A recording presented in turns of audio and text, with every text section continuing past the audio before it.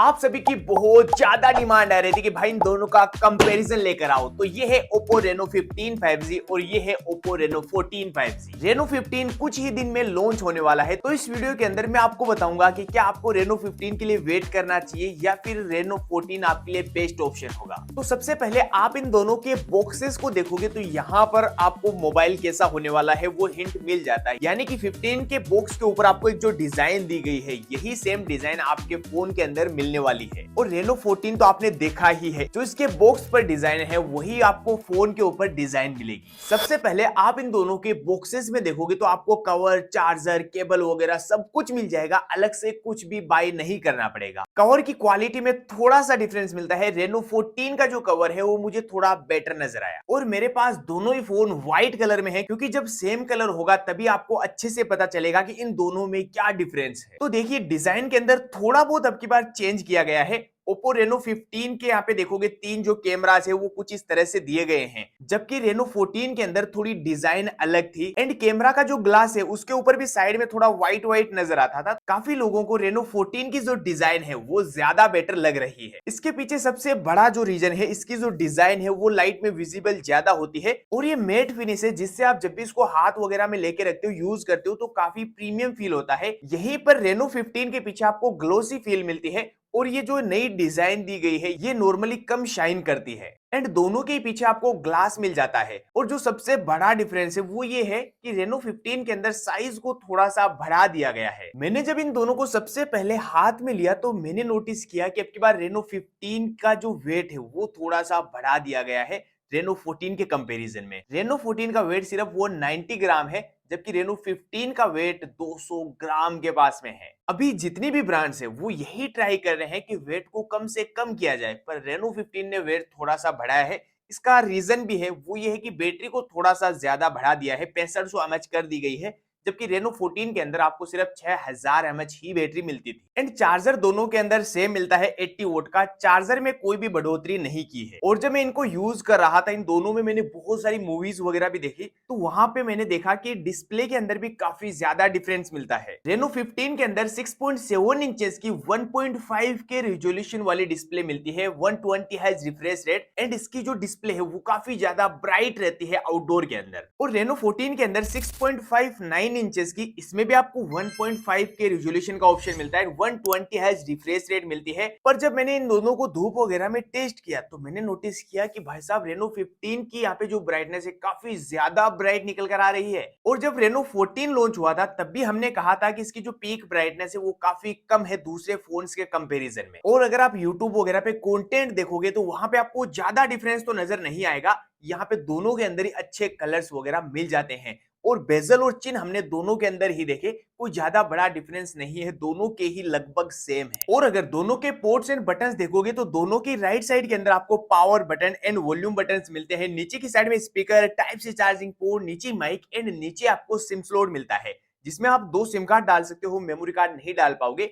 Left side के अंदर कुछ भी नहीं है और ऊपर की साइड में आप देखोगे सेकेंडरी स्पीकर, नॉइस कैंसिलेशन का माइक एंड IR ब्लास्टर मिलता है। और इन दोनों की फ्रेम एल्यूमिनियम की बनाई गई है, आर्मर बॉडी मिलती है। इनकी प्रोटेक्शन अच्छी होने की वजह से दोस्तों इनको आप ऐसे नॉर्मली गिरा भी देते हो, इतना जोर से भी नहीं गिराना था, ठीक है भाई चल रहे हैं, पर आपको ऐसा ट्राई नहीं करना है, नहीं तो आपके भी मिनी हार्ट अटैक आ सकता है। तो चलिए अब बात करते हैं इन दोनों के परफॉर्मेंस के बारे में और देखते हैं कि गेमिंग वगैरह के अंदर, हेवी टास्क वगैरह के अंदर कौन सा बेस्ट है। तो Reno 15 के अंदर मिलता है Snapdragon 7 Gen 4 प्रोसेसर, जो कि 4nm पर बेस्ड है। And LPDDR5X RAM and UFS 3.1 storage मिलती है। और हमने इसके Antutu स्कोर वगैरह टेस्ट किए तो इसके अंदर आपको 14 लाख के पास में Antutu स्कोर देखने को मिले हैं। अगर आप Reno 14 का प्रोसेसर देखोगे, इसमें मिलता है MediaTek Dimensity 8350, ये भी 4nm पर बेस्ड है। इसके भी Antutu स्कोर देखोगे 14 लाख प्लस देखने को मिलते हैं। एंड इसमें भी आपको LPDDR5X RAM and UFS 3.1 storage मिलती है।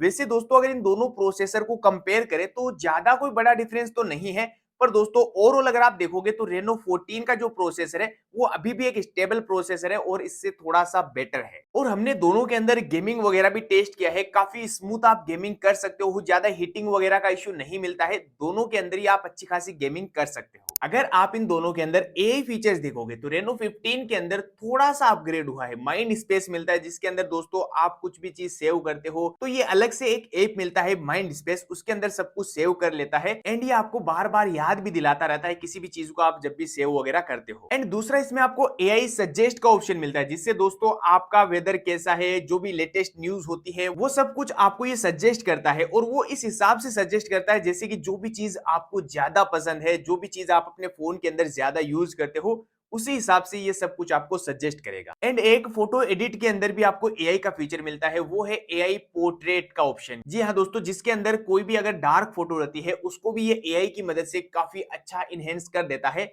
और जितने भी एआई की फीचर्स है वो दोनों के अंदर लगभग सेम है, कोई भी डिफरेंस नहीं है और दोनों के अंदर ही IP68 IP69 की रेटिंग मिल जाती है जिससे आप स्विमिंग पूल वगैरह के अंदर फोटोज क्लिक करते हो, वीडियोस वगैरह बनाते हो तो कोई दिक्कत नहीं आएगी। और अगर सॉफ्टवेयर की बात करूं तो रेनो 15 के अंदर out of the box Android 16 मिलता है एंड कलर OS 16 मिलता है और रेनो 14 के अंदर एंड्रॉइड 15 एंड कलर OS 15 मिलता है, यानी कि रेनो 15 में थोड़ा सा अपग्रेड मिलेगा। तो चलिए अब फाइनली बात कर लेते हैं इन दोनों के कैमराज के बारे में कि कैमरा के अंदर कोई डिफरेंस मिलता है या फिर दोनों के कैमरा सेम है। कैमरा की मॉड्यूल के अंदर तो थोड़ा डिफरेंस मिलता है पर दोस्तों जो कैमरा के मेगापिक्सल है वो दोनों के बिल्कुल सेम है।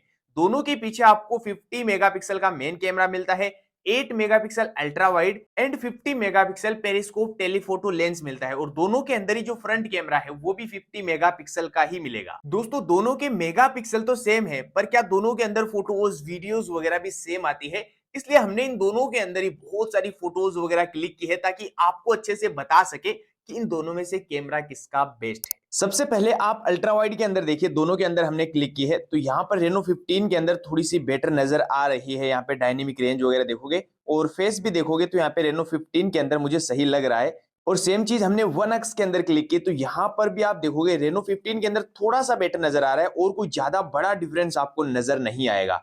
और ये देखिए 2x के अंदर, 3.5x के अंदर और यहाँ पे हमने 7x के अंदर दोनों के अंदर क्लिक की है तो यहाँ पे थोड़ा सा जूम करता हूं तो दोनों के अंदर आपको बेटर डिटेल्स मिलती है। ये देखिए, पर यहाँ पर धूप तेज थी तो यहाँ पे मैंने देखा कि रेनो 14 के अंदर ये देखिए लाइट को अच्छे से कंट्रोल किया, बाल वगैरह देखोगे और यहाँ पे रेनो 15 के अंदर देखिए थोड़ा सा एक्सपोजर बढ़ा देता है, थोड़ा व्हाइट व्हाइट हो चुका है। और ये सेम चीज हमने पोर्ट्रेट के अंदर भी ट्राई की तो यहाँ पर भी दोनों के अंदर यहाँ पे लगभग सेम फोटो नजर आ रही है और ये हमने क्लिक की है 2x के अंदर तो यहाँ पर जो ब्लर वगैरह है वो दोनों के अंदर ही काफी सही हुआ है। पर यहाँ पर मैं ज्यादा जूम करता हूं तो रेनो 15 के अंदर थोड़ी सी बेटर डिटेल्स मिल रही है और ये 3.5x के अंदर यहाँ पर जूम करते हैं दोनों को ही तो यहाँ भी आप देखोगे रेनो 15 के अंदर फोटो को अच्छे से इनहेंस कर दिया है और दोनों के अंदर ही आपको अच्छी क्वालिटी मिल जाती है, कोई ज्यादा बड़ा डिफरेंस नजर नहीं आएगा। और यहाँ पे मैंने पोर्ट्रेट के अंदर ट्राई किया कि यहाँ पे लाइट वगैरह को कौन अच्छे से कंट्रोल कर पाता है तो देखिए हमारे पीछे की साइड में यहाँ पे सूरज था तो यहाँ पे रेनो 14 ने काफी अच्छे से कंट्रोल किया है। ये देखिए फेस भी सही नजर आ रहा है, यहाँ पे सूरज को भी काफी अच्छे से कंट्रोल कर लिया है। जबकि रेनो 15 आप देखोगे यहाँ पे सूरज पूरा गायब हो चुका है, एक्सपोजर को बढ़ा दिया है और फेस भी यहाँ पे अच्छे से नजर नहीं आ रहा है। और ये सेम चीज हमने अल्ट्रा वाइड के अंदर भी ट्राई की तो यहाँ पर भी अल्ट्रा वाइड के अंदर आपको रेनो 15 के अंदर थोड़ी सी बेटर नजर आ रही है। और सेल्फी कैमरा के अंदर देखिए यहाँ पे 0.6 के अंदर हमने क्लिक की है तो यहाँ पर हमने देखा कि रेनो 14 के अंदर तो काफी अच्छी क्लिक हो जाती है जबकि रेनो 15 के अंदर ये देखिए डिटेल्स भी कुछ खास नहीं है और यहाँ पे फेस को पूरा रेड रेड कर दिया है। और ये दोनों के अंदर ही 1x के अंदर है तो यहाँ पर भी रेनो 14 के अंदर मुझे थोड़ी सी बेटर नजर आ रही है। दोनों के अंदर ही आप 2x तक जूम कर सकते हो सेल्फी कैमरा के अंदर भी तो यहाँ पर भी आप देखोगे दोनों के अंदर यहाँ पे कोई ज्यादा डिफरेंस नहीं है, बस यहाँ पे रेनो 15 के अंदर थोड़ा सा रेड रेड ज्यादा हो चुका है। और सेल्फी कैमरा के अंदर हमने देखा दोनों के अंदर लगभग सेम है। यहाँ पे फेस वगैरह को आप देखोगे रेनो 14 जो है वो काफी अच्छे से कर देता है जबकि यहाँ पर आप देखोगे ब्लर भी सही से नहीं हुआ है। रेनो 15 के अंदर बालों के पास वगैरह में आप देखोगे ऊपर की साइड में ब्लर थोड़ा सा सही नहीं हुआ है।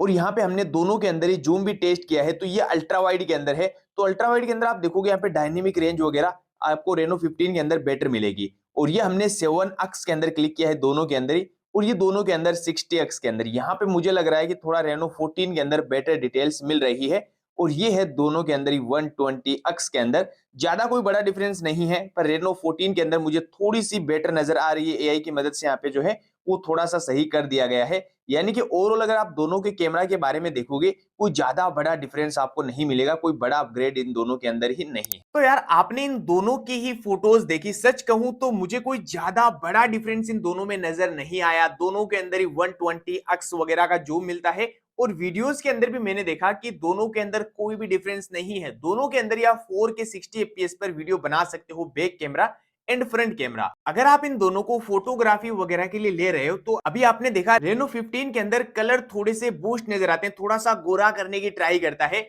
जबकि Reno 14 के अंदर जो फोटोज है वो एकदम नेचुरल नजर आती है। एंड सेल्फी कैमरा में मुझे थोड़ा ज्यादा डिफरेंस मिला। मैंने देखा कि Reno 14 के अंदर तो काफी अच्छी फोटोज आ रही थी, पर Reno 15 के अंदर यहाँ पे फेस को थोड़ा रेड रेड ज्यादा कर रहा था। तो ओवरऑल आप दोनों को देखोगे तो कोई ज्यादा बड़ा अपग्रेड इसमें नजर नहीं आ रहा है। कहीं ना कहीं कट होती हुई है, तो कहीं ना कहीं थोड़ा सा अपग्रेड हुआ है, जैसे कि एआई फीचर्स वगैरह के अंदर, सॉफ्टवेयर वगैरह के अंदर, और साइज को थोड़ा सा बड़ा किया है 15 के अंदर, जो कि काफी लोगों को पसंद नहीं भी आ रहा है। वेट को थोड़ा सा बढ़ाया है। हाँ, बैटरी का अपग्रेड हुआ है, ये काफी ज्यादा यूजफुल हो सकता है, क्योंकि Reno 14 के अंदर ये शिकायत आपको मिल रही थी कि भाई इसकी बैटरी कम है। तो देखिए Reno 15 की जो प्राइस है वो अभी रिवील हुई नहीं है, क्योंकि ये जो वीडियो है वो लॉन्च से पहले बन रही है। अगर इसकी प्राइस Reno 14 के जितनी ही रहती है, फिर कम रहती है, तो आप अगर नया फोन लेने की सोच रहे हो तो Reno 15 ले लीजिए। अगर दोस्तों आप पहले से Reno 14 को यूज कर रहे हो, अब आप इस पे अपग्रेड करना चाहते हो, तो मैं आपके लिए यही सजेस्ट करूंगा कि आप Reno 14 को ही यूज कीजिए,